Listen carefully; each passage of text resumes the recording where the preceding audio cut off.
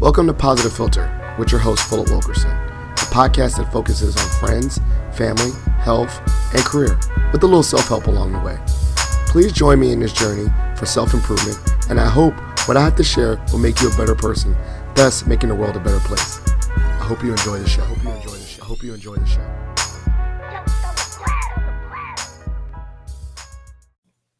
Hello, ladies and gentlemen, boys and girls. It's Philip Wilkerson back with another episode of Positive Filter. I'm joined by a special guest. Well, everyone's a special guest because they take their time to join me on my show. I'm joined by Miss Sammie Walker Herrera. I hope I pronounced that correctly. I'm really working on my pronunciation of names.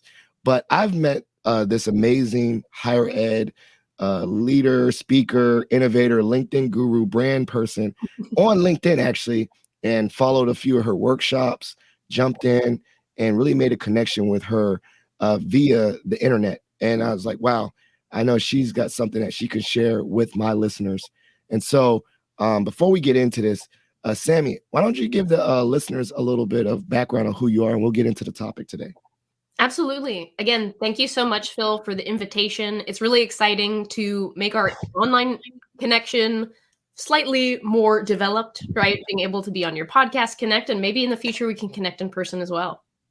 Oh, excellent. And so, take us, I think there's this new term, like a higher ed expat or higher ed, I don't want to say refugee, but you know what I meant? Like you left the world of higher ed. So can you take us through that journey, like your educational journey? And then now that you're now an entrepreneur, tell us a little bit about that.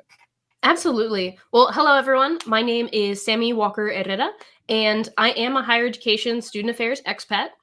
I originally studied in undergrad at Carnegie Mellon University in Pittsburgh, where I'm currently now based again, in psychology and Hispanic studies. And when I started those majors, I had absolutely no idea what I was going to do with them, but I knew that I wanted those bases, those core bases of information, those philosophies about how to interact with people and how to make meaning in the world as the base for how I would grow my future career. Since my time at Carnegie Mellon, I graduated from my master's at Slippery Rock University in student affairs and higher education. So I do have a student affairs higher education degree where my focus there was on multicultural development. And even in my time at Carnegie Mellon, I spent a lot of time in career coaching, career counseling as well. My time in higher education was at a small liberal arts college at the University of Florida. So you can tell very different institutional types right there. Working in diversity inclusion, working in career coaching again.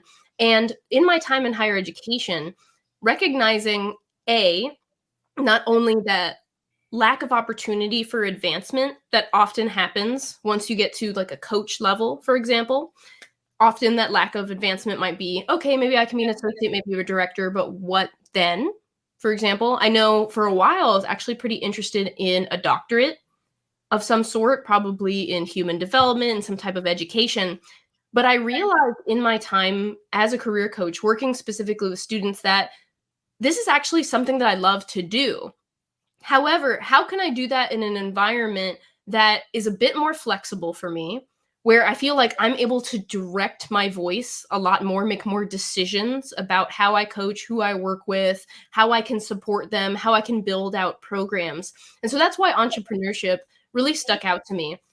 So I actually met another person on the internet, on LinkedIn, named Yasser Khan, who I signed up with for business coaching and sales training as well. And it was so interesting to me how my counseling courses in my master's program really set me up in the right direction to be someone who is good at sales. Because there's so much where it takes asking good questions, recapping what someone said, getting to the core issue or the core challenge that someone is navigating and why they're deciding to go for a coach or buy a certain project to help them with that specific challenge. And so working with him, I realized, you know what, this is something that I really want to be able to do. I also freelanced with a career coaching startup as well. So I was like, okay, let me test out a little bit more the startup, the more the remote full-time life.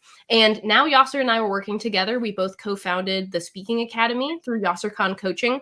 And we work with corporate technology professionals. So folks usually in the C-suite from companies such as Snapchat or Snap, Facebook, Twitter, Interpol, university, Oxford University, for example. And we really work with them to make sure they're polishing their speaking.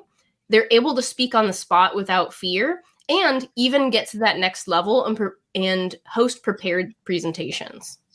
I love that. So one of my thoughts that already comes to my mind was one, you were talking about flexibility. Were you an innovator? Did you do this transition before the pandemic? Like, did you catch the wave about being flexible before the pandemic, or did you make this shift in the past 2 years? This has been within the last 2 years. So I actually moved to Gainesville, Florida, and started working at the University of Florida in March 2020. And I worked there for about a year and a half or so. And about maybe 6 months or 8 months into my experience, I realized, wow, I've really learned a lot, but I'm not exactly I feel like I am plateauing. Like, I want to learn a little bit more. What are other skills that I can build to make sure I'm helping even more people and I'm able to go a lot more in depth? One thing I recognized from my time as a career coach was, and when I had the numbers in front of me, I was completely astounded. Most of the students I had worked with, I'd only seen once. Maybe I had about 15 or so students that I'd seen more than once. And I think 3 of them I saw 4 times, right? So I wasn't able to build these deep relationships with students and really get to understand their long-term challenges and how they develop. It was very rare that someone felt the need to come back multiple times. And honestly, a lot of the times that we did bring in students, it was related to a classroom assignment, right? Or specific homework that they had to do. And the hope was, oh, if we bring them in once, they'll see how amazing our services are. They're going to see how amazing our coaches are. And we are amazing. And the services are top notch for sure. University of Florida is the number 2 career center by best colleges when I was working there. But that wasn't enough of a pull for students to feel like they're building relationships with us, right? And that was something that was hard for me, and hard for me just because of the style of work that I like to do. I like to build deeper relationships with my clients. I like to get a sense of where they started, where they're going now, what their goals are. If I see something related to something that could be supportive for them, so for example, an exercise that would be helpful for them to build their assertiveness when they're asked impromptu questions at work, I love having those at the ready. So when I see them in our group coaching calls, I can say, hey, I thought of you. Let's try this out. Let's see how we can build this skill together. I love that. I love the rapport building, and I wrote that down like 15 plus, and now you're going to have me go down the rabbit hole and see how many repeats I have. That is a very true statement. Like, they come in, one-stop shop, help me with my resume, and you're like, wow, this is a deeper issue than just your resume.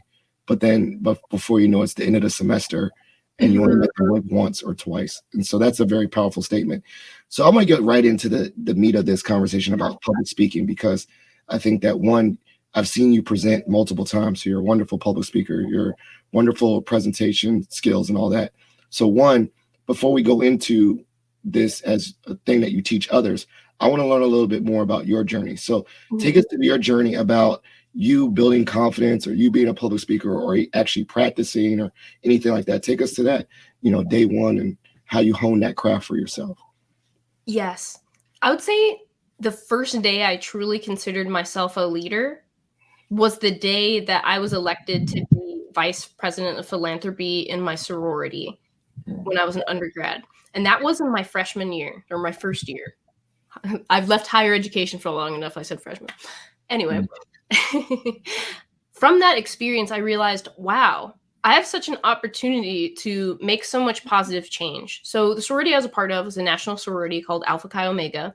And the national philanthropy that we champion is domestic violence awareness, which is something that is close to my heart and very close to a lot of my sisters of the chapter at Carnegie Mellon.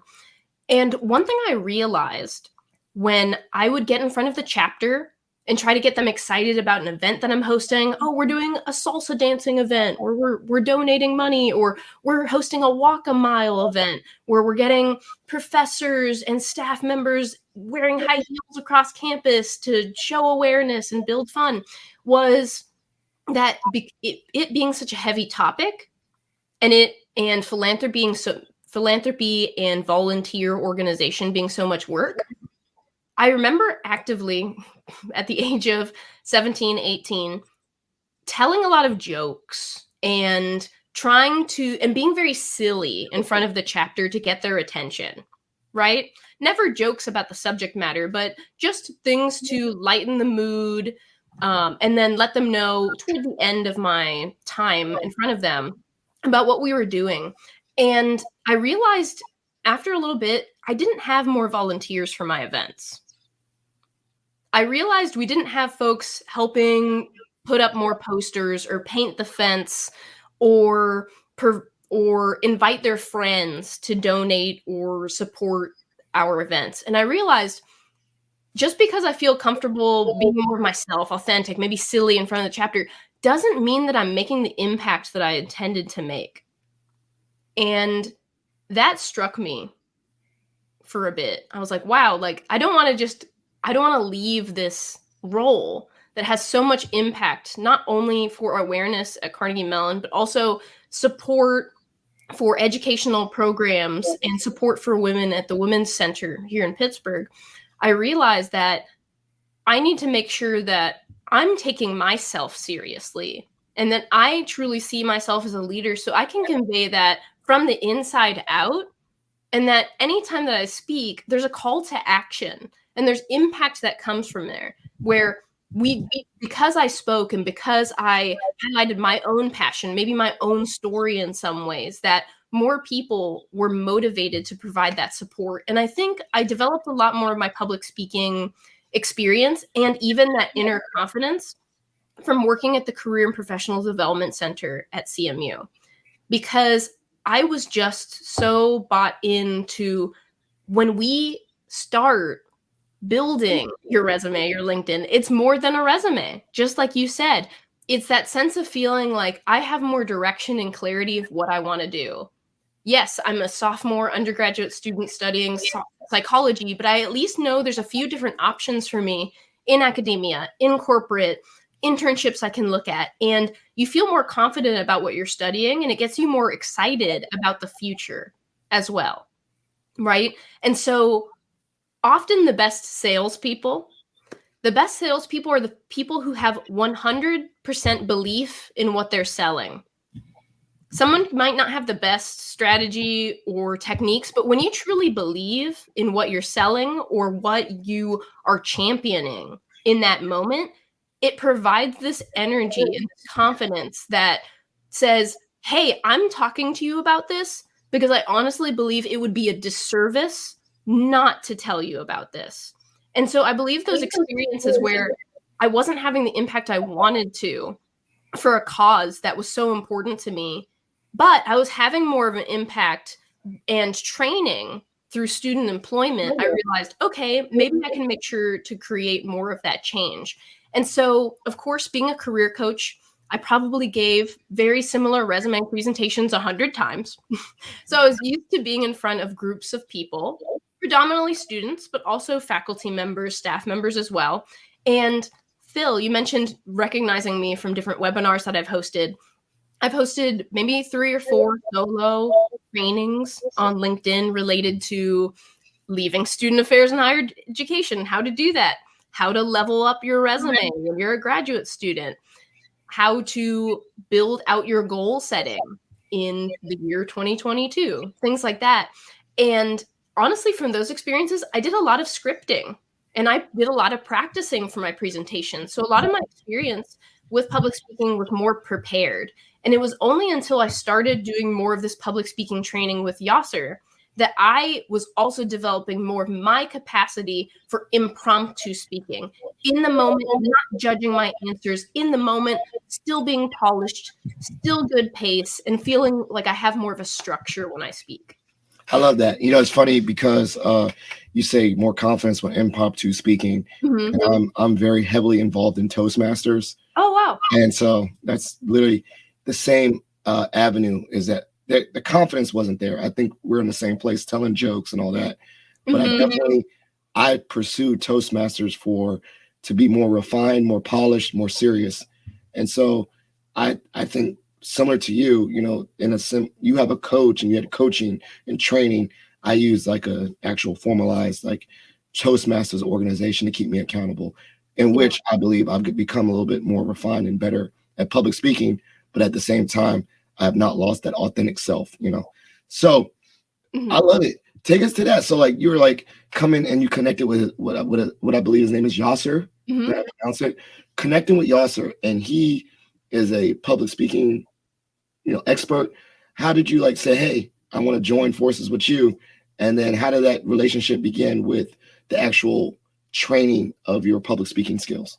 Yeah. Well, first, Phil, I just want to say that I love that you've had a similar experience to me. And it's so funny how when we're not as confident, one of the first things we can easily go to are those self-deprecating jokes, right? Like, I'm gonna lighten the mood by like showing that I don't care or showing that like I'm fun or something like that, right? And that can be tricky, and you never realize how much of that voice that you're putting out there actually ends up sticking to you, right? And truly impacting your confidence. But when we talk about how Yasser and I connected for public speaking coaching, the funny thing about that is I did not reach out to him. He reached out to me. So it was earlier on. It was probably about May of this past year. And now I think about it, it's May now, so a year ago. Okay. He reached out to me, and I was still in his coaching cohort. And he said, hey, Sammie, I don't have the money and I don't have an idea, but I want to work with you. I know we're going to work together at some point. And I was like, that sounds great. I love that. I like the open invitation. That's fantastic. And at that time, I was still working at the University of Florida, and I actually started working full-time for Self-Made Millennial, which again is a career coaching startup. So I was working there, and it wasn't the best fit for me based on some of my working style, based on some movements with the organization.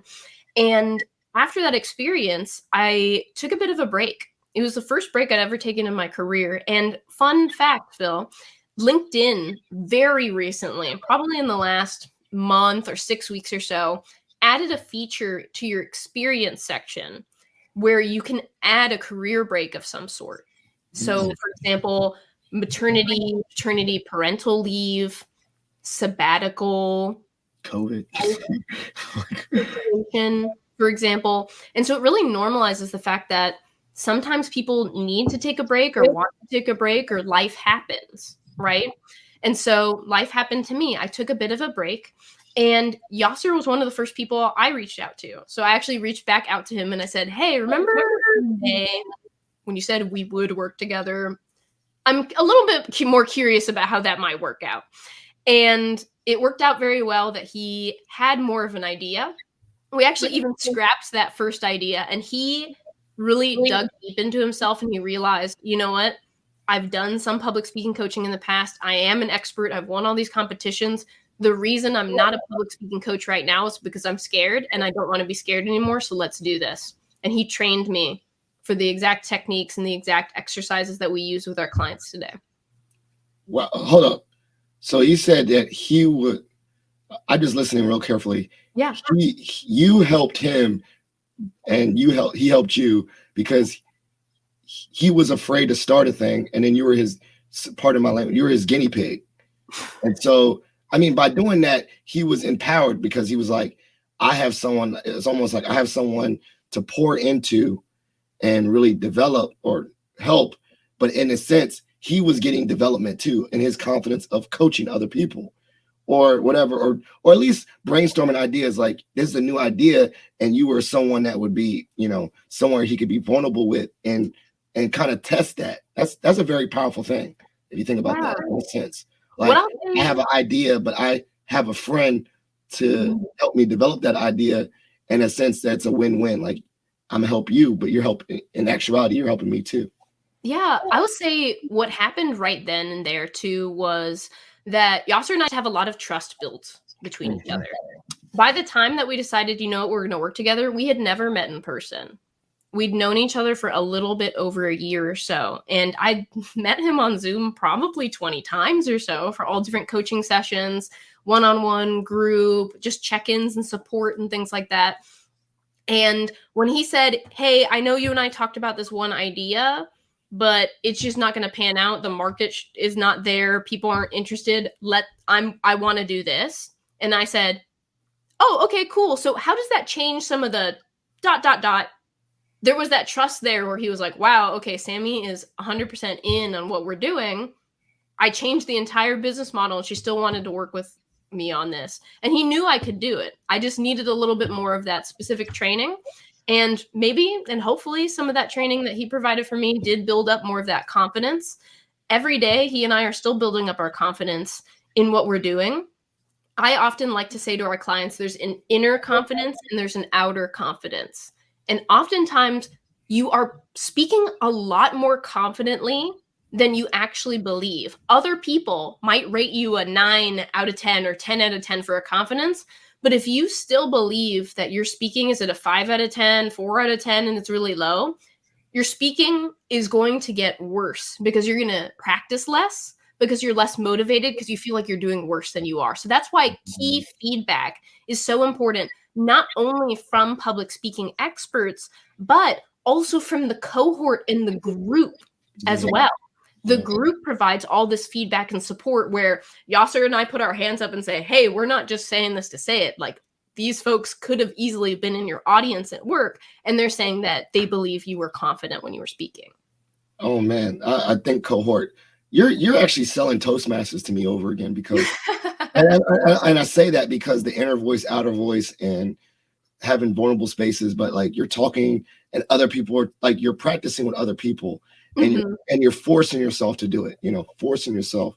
And I never thought about that, like that self-rating versus public rating, because I think a lot of people will assume when they know me, Philip Wilkerson, I'm very extroverted. I am at a 9 or 10, but also I'm still having a chip on my shoulder, and that thing. So I'm gonna take that as a tip of the days. I'm going to talk to myself like I would talk to someone else, and also try to match my outward level to my inward level. I love that. What has been some of your, lessons that you learned for yourself as a speaker over this time? I mean, I know that this is great, like where besides the self, I heard one tip that you shouldn't do self-deprecating humor. That doesn't really help. But what are some other techniques you learned over time? Like, wow, I say a lot of ums or uhs, or what are some other things you learned about yourself as a speaker during this time? Yeah. I'll share a little bit more about, as you mentioned, what I've learned. And then I would also love to share with you and whomever's listening a couple of techniques that are super easy to practice at home. These are things that we use with our clients as well, right? But the funny thing about that type of accountability, right, in coaching, in Toastmasters, which Yasser was a part of for many years, so we do have kind of that Toastmasters base as well, which is fantastic, is the accountability, right? You could easily have a personal trainer give you the exact diet plan that you should be on, the exact meals you should be making, the exact workouts you should be doing, and how often you're doing them, and ways to track, for example, the rest of the month, like what you'll be eating, what you'll be working on. People can be handed that, but often they still might not do anything about it, right? Many folks who have more of that success, let's say, again, in that personal training, in that fitness journey, are doing food journals, are taking pictures of what they're eating, are taking pictures or video of them working out and sending it to their coach and saying, I'm here, I was here for an hour and a half, I did what you asked, things like that. So that accountability in both Toastmasters as well as coaching with experts, right? Or coaching in that group cohort model, a more intensive boot camp model per se. That's what really brings a lot of that change as well. But for me, one thing I've noticed with my own speaking is the funny thing about it is when I started working with Yasser, I was pretty confident with my speaking. I didn't know what I could improve. I didn't know what I didn't know because I often didn't rewatch my own speaking engagements. I would often listen to some of my past, let's say, podcast episodes, but I often, when I was on camera, right, where the nerves were a lot more raised for me, I often didn't rewatch those sessions. And I remember the first session Yasser and I hosted together. It was a training in January. I remember right after the training, he said, okay, great job, Sammie. I just do want to let you know you have a lot of ums and uhs, and I need you to like work on that. And when he said that, it wasn't to be mean at all. It was just his feedback. It was just what he noticed that I didn't notice at all. And I know I was so embarrassed. I was so embarrassed. Hey, y'all, I'm a public speaking coach and I have all these ums and uhs. So for me, something I learned a lot in general is just there's always things that you can be polishing. That public speaking is a journey. And in that sense, it's very easy to go to one extreme and say, oh my goodness, I'm just never going to be perfect. I'm never going to get better. It doesn't have to be that way. You'll never be perfect no matter what.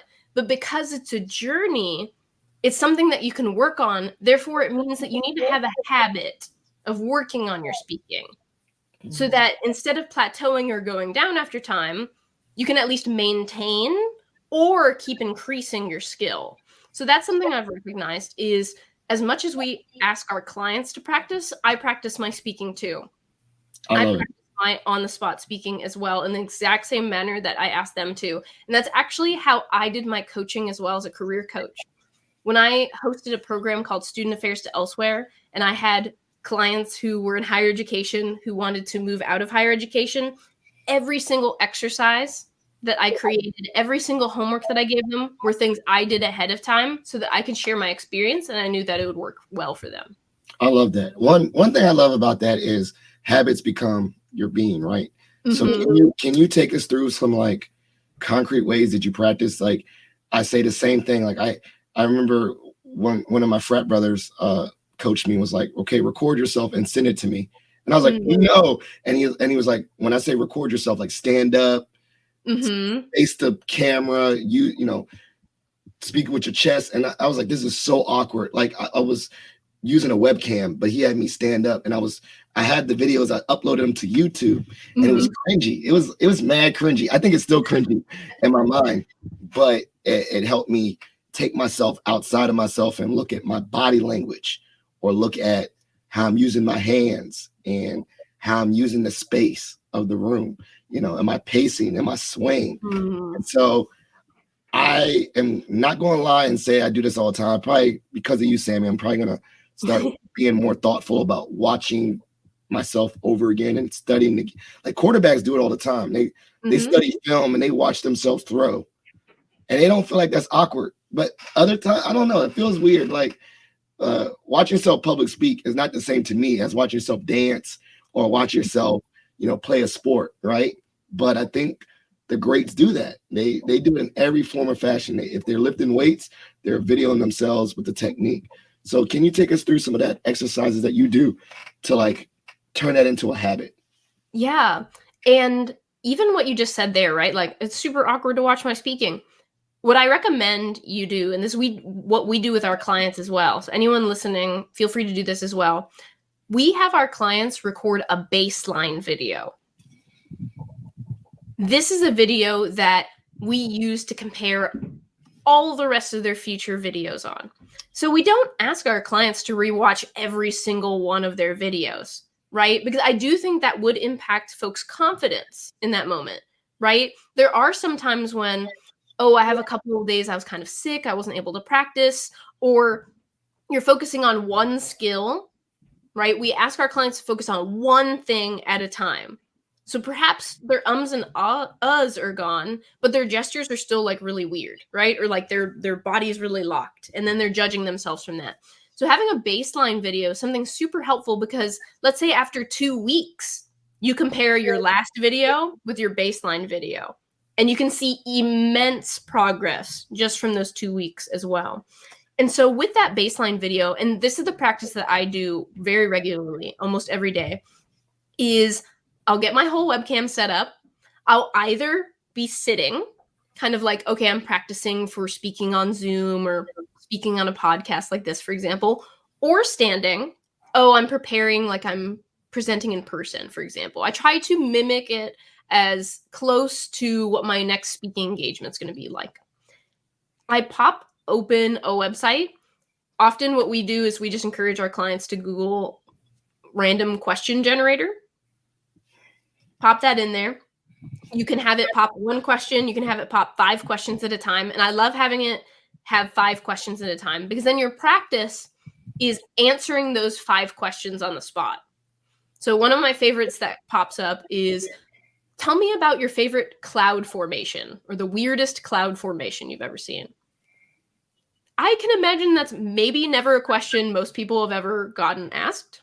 That might not be a question folks are asked at work, for example, but it's a really great out-of-the-box question to really help you get a sense of, how can I start answering this, right?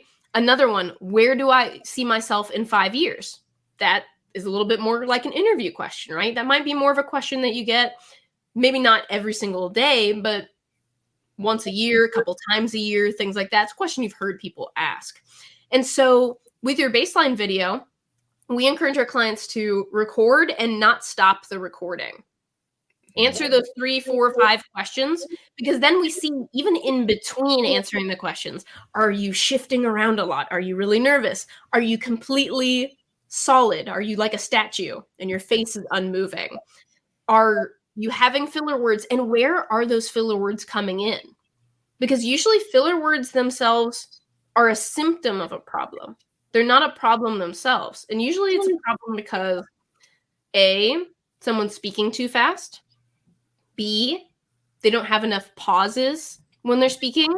Or C, they just don't know what they're going to say next and are afraid of that silence as well. And I know for us extroverts, I'm an extrovert as well, sometimes that silence can be so scary. Oh, if I have a pause, if I have a big silence, this is the place where people will judge me in my speaking, right? So it feels safer sometimes to have some of those filler words. So that's how we advocate for that baseline video to go. Because again, you see so much of that change over time.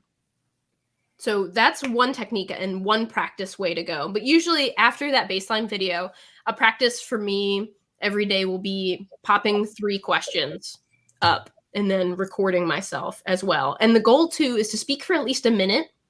It's very easy to get a question that's like, oh, what's your favorite fruit? It is the mango. I like mangoes. That is why it's the mango. No, you want to go for a minute or so. And so another technique that we encourage folks to use when they start answering their impromptu questions is a structure that's called point, story, point. Mm-hmm. Most of the time when folks are answering a question, it becomes super short because they just don't know what to say, or it becomes super long because they don't know how to end it, right? That's where a lot of that rambling comes in, right? Or that repetition. Oh, I'm just repeating myself. I'm being very redundant in what I'm saying. So point, answer the question. And the funny thing is that second point is just saying that same sentence again. So you already know how you're going to start, how you're going to end. And then in the middle, that story, right? It doesn't have to be a long personal story. It doesn't have to be too long-winded. It can be a story. It could be an example. It could be an analogy as well, right? So if I was given the question, if you could speak any other language than the language you're speaking right now, which language would it be?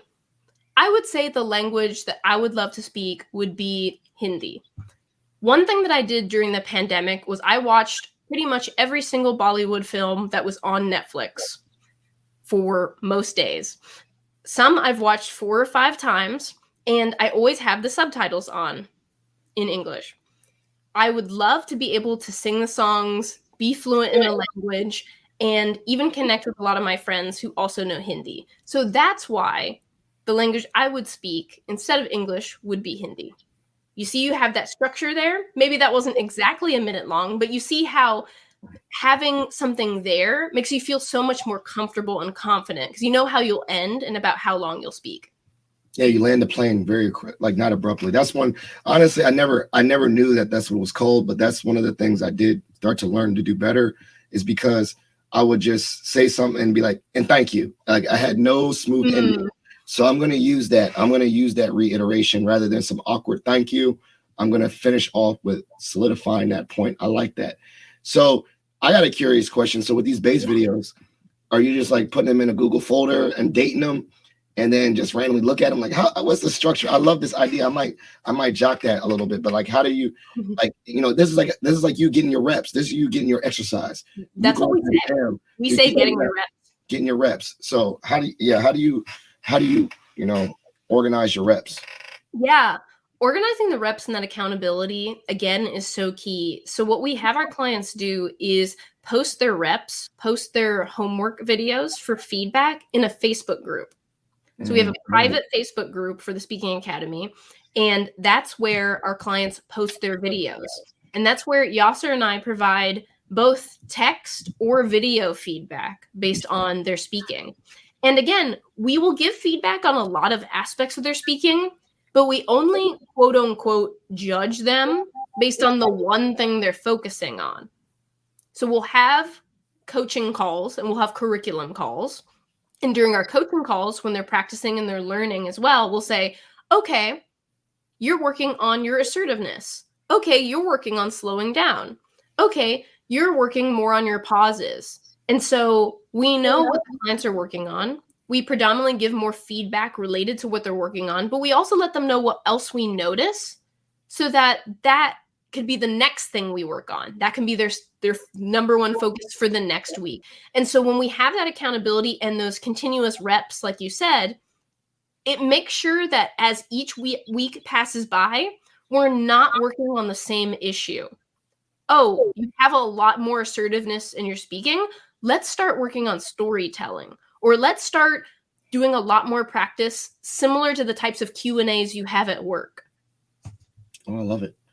All right. When was a moment where the light bulb went off and you were like, I'm in my flow state. Like, this is something I enjoy doing. I'm obviously there's no perfection, but you're really enjoying it though. You're enjoying, I love that you're enjoying the journey of it. Like when did that click, particularly for you? When I first started this with Yasser and working with someone who not only won a dozen competitions, who's not only done this for so many years in a more formalized way, I felt a lot of imposter syndrome. And actually, Yasser's the one who reminded me that as someone who's worked as a career coach for 5 years or 5 or more years, that meant that I have 5 years of professional communication experience, like teaching folks interviewing, which we work with a lot of our clients on interviews as well. And so I'm able to provide that support too. So he supported me a lot with that. But I think the moment where it clicked and I felt like I don't need to carry this weight of imposter syndrome. I know what I'm doing. I know how to build more skills as well. I know that this is a continuous journey. Was this past month, Yasser went back to Pakistan to visit his family for the first time in about 6 years or so. So he was out of Canada for about 3 weeks, as I mentioned. And during those 3 weeks, he sometimes had issues with like his internet, and he wasn't planning on coaching for the most part. He wanted to spend almost all of that time with his family, and I totally understood that. There's a lot of food that he's been missing for a long time, and I was like, you go eat that food, you hang out with your family. So I took on the coaching calls for those 3 weeks.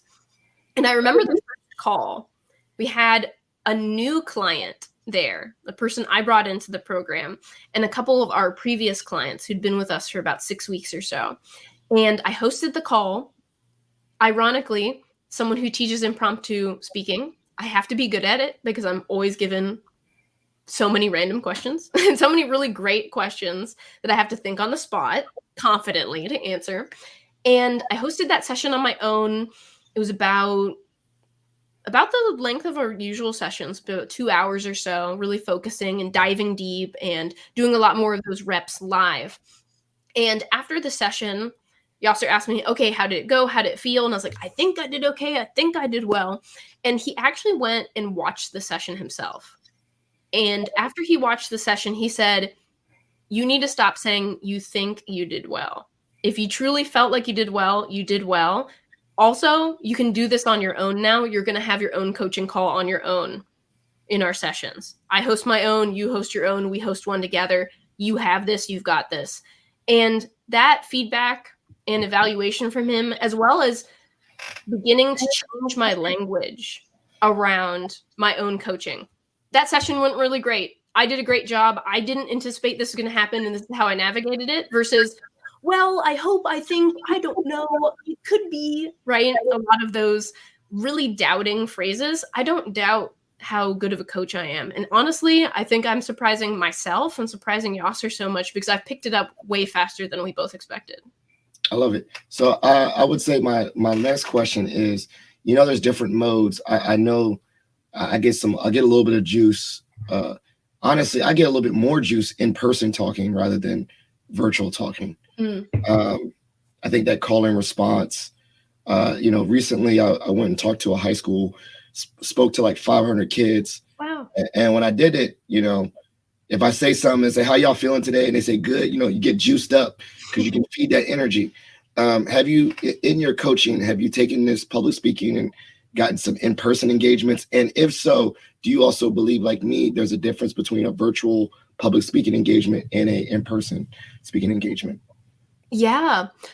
I haven't done an in-person speaking engagement in quite a while.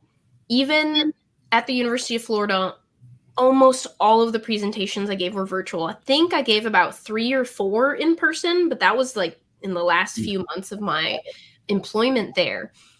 There is definitely a big difference between in-person and virtual speaking. I think one of the biggest differences, and one of the ones I'm the most excited to use, right, and really show that capacity in, is stage presence, right?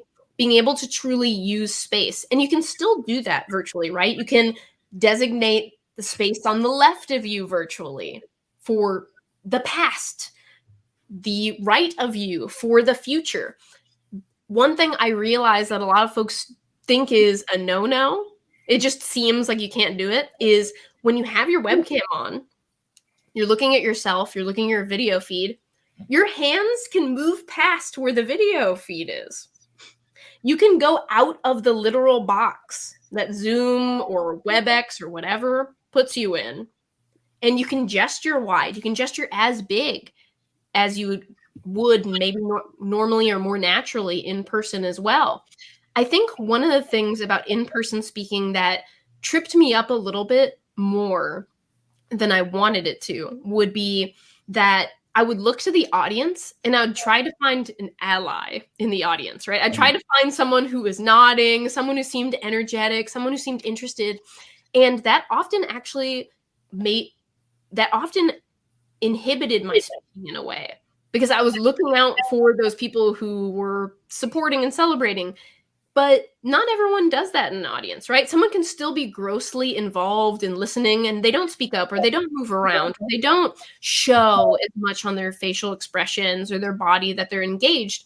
And that also hampers your eye contact in person, right? Because you're maybe sharing it with like 5 different people when you should be dedicating a sentence per person, right? So that people feel more connected and you actually start building that interest in your speaking, because other people feel like you're speaking to them, not just maybe the select 4 or 5 who maybe or are always excited when someone's speaking in person. So I would love to speak in person again. I've really enjoyed it as well. I think people think I'm taller than I am when I'm on Zoom, and I'm not. I'm a little bit shorter than people expect me to be, which is pretty fun.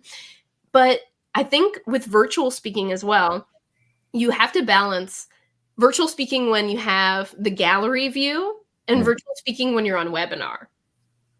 That is the trickiest right there, is when you can't see anyone and you just have the chat and it's just you and you are the energy for the talk. And maybe you expand upon some of the energy you notice in the chat, but you have to be the one who's really leading it and engaging as much as possible. And in some ways, using a little bit more of that entertainment mentality, making sure that you are bringing people in based on your enthusiasm. Yeah, I don't know. I ain't gonna lie though. I don't like webinar because I definitely like to see some faces. But I definitely utilize chat too to get me some juice. I think the main thing about getting juice is, there's energy, reciprocity, right? Like I like the thing about allies, but I definitely try to scan the room and look around. But there is some kind of quality, innate human being quality of interaction and connecting, like it's almost like a spiritual thing too. Like that's why people do it in churches, right? They say, "Can I get an amen?" And then someone say, "Amen." They get the preacher, like you get that call and response. There's nothing like it, And so I don't know. I definitely want to hone in both, and I definitely think there is a appropriateness to public speaking on video because we have to embrace technology. But I think there's also this point where I think that as a skill set, we to be a jack of all trades, you got to get some of those variety of reps, right? Like a variety of scenarios. And so definitely getting comfortable when you can't see the audience webinar, getting comfortable when you see the boxes, getting comfortable where you see 100 people in the audience, and you just got to get these different levels because there are unique experiences. And I think that, kind of having that mindset. All right. Well, I lied. I said that this was very informal, but I definitely have a part of my show called Shot for Shot, at which point you get to ask me any random question and I get to ask you any random question. Do you want to go first? I'll go first. Ooh, how about you go first, just so I can pop in my head some of those impromptu questions. So you're from the Berg, but you moved to Florida. Tell us, just anecdotal, what was some main differences between the Florida life and the Berg life, Pittsburgh life? Yeah. Well, fun fact, I actually am originally from Texas. And so living in Florida was very similar climate to living in South Texas as well. I would say some of the biggest differences between Pittsburgh and Florida, of course, naturally, you're going to think the weather, right? And I recently started jogging. I started jogging maybe like 6 months ago or so. And it's very easy to do in a location where, the weather is mostly going to be dry, mostly going to be warm. Where you're running is flat for the most part. Here in Pittsburgh, there's all the sidewalks are all jumbled up. I always have to make sure I'm not going to trip on something. And I always have to double check what the weather is for that day before I go out jogging, just to make sure that I'm not running into a thunderstorm. That's definitely a big one. When I think about Florida, I think about how before I moved, many people warned me or mentioned to me about gators, right? A lot of people made jokes about me eating gator meat or gator sandwiches, which is extra level because I'm vegan, don't even eat any other meat. So why would I eat that?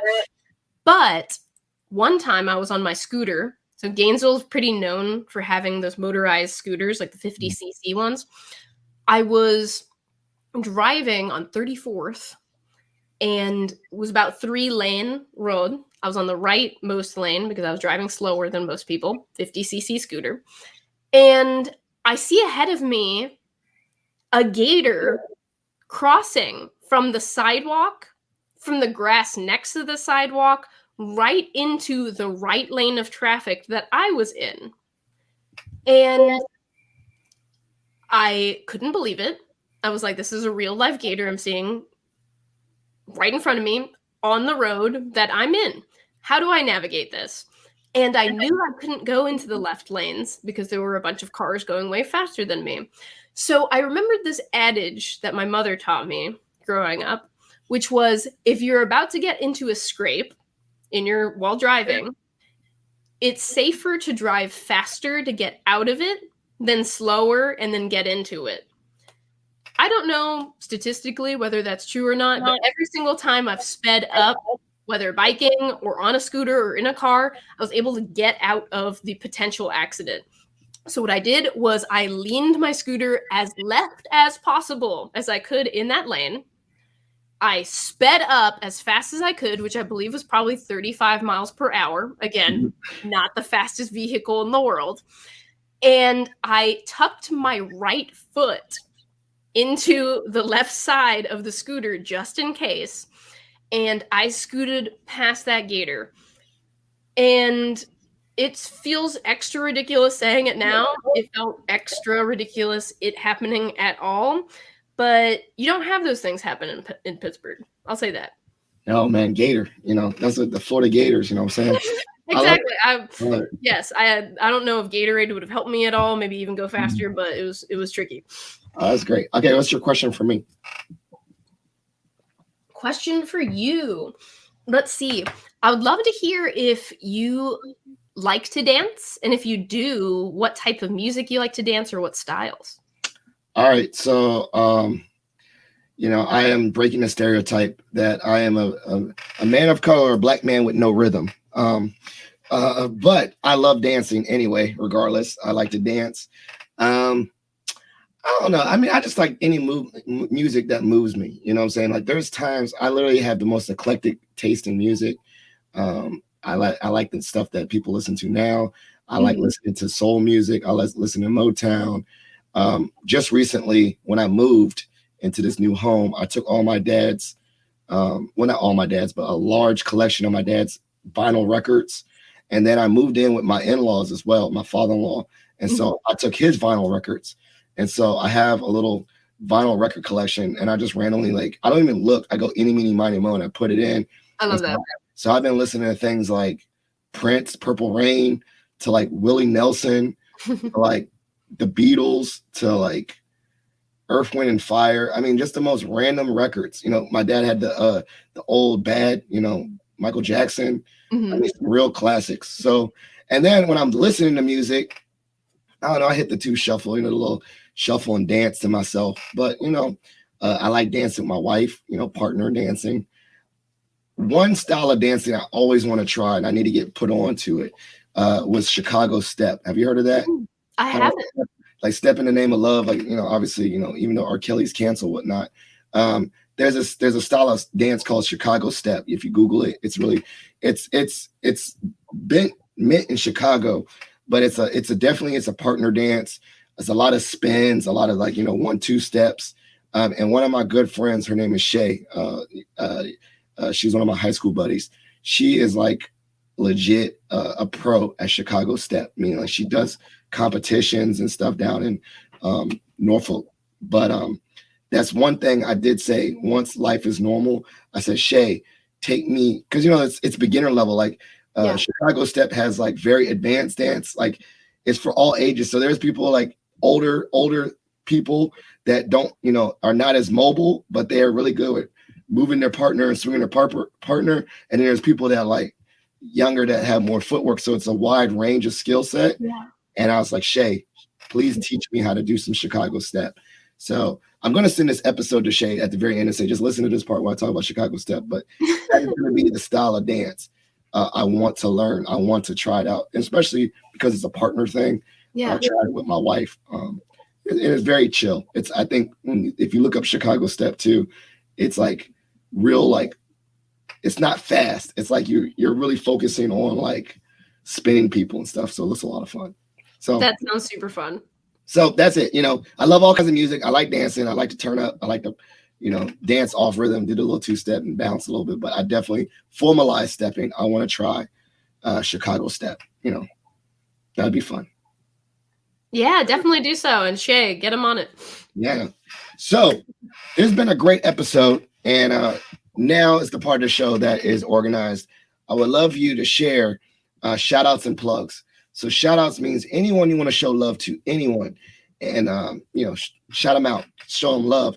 And then plugs will be anything that you want the listeners to be aware of, how they can contact you, get in touch with you, and then other things that you're working on, at which I'll make sure to follow up with you at the end of this and put it in the show notes so that whoever listens to this episode can check those out. So shout outs and plugs. Yes. The first person I'd like to shout out to is the person who's listened to every single podcast, every single live, every single webinar I've hosted in the last 5 years. And that is my mother. Hi, Mom. Thank you so much. I know you're listening to this now and you love the shout outs as well. So this one's for you, as all of them are for you. And any feedback of yours, I'll definitely take, because my mom gives me public speaking feedback too, which is very humbling and very necessary sometimes. She's like, you say yeah too much. And I was like, last 5 minutes, I think I said yeah 5 times. So good call, Mom. And another person that I'll shout out to as well is someone I've been talking about quite a bit today, which is Yasser Khan, because in all aspects of our relationship, working as he as my business coach, he is my friend, he as my business partner as well, he's always encouraged me to push more forward, has always encouraged me to build up my skills, and has always told me that I have so much to provide and that my inner confidence really needs to match that outer confidence that I portray to other folks. That once I have that match together, that not only am I unstoppable, but that we're unstoppable together in helping people. And helping people not just, again, not have ums and uhs, help people get rid of a fear that they've had their entire life of speaking up, of showing up, and of being remembered and recognized in their organizations, which sometimes is that fear of success. All right, I love it. And so how can people get in contact with you on some things that you want to plug? Yes, folks can contact me on LinkedIn. So Sammie Walker Herrera, you can find me there, public speaking coach. I'm also on TikTok at Speak Y'all, enjoying the TikTok journey as well. It's definitely new to me. And we'll include this in the show notes, as you mentioned, Phil, but we do have a 1 year of free training, free public speaking training. This is a newsletter that goes out with tips and exercises related to public speaking. So folks can work on this in their own home, start building a habit the next day.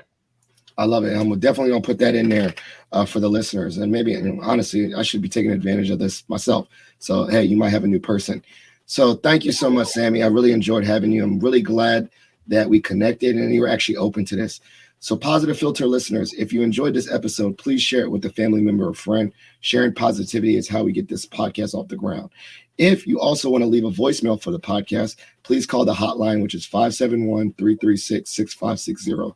That's 571-336-6560. Sometimes I take the voicemails and put them on the episode. So please shoot it up. And then also just, hit that like, subscribe, rate, because the more you do that, it elevates the show. So thank you so much for listening. Thank you so much for joining us on Positive Filter, and have a good day.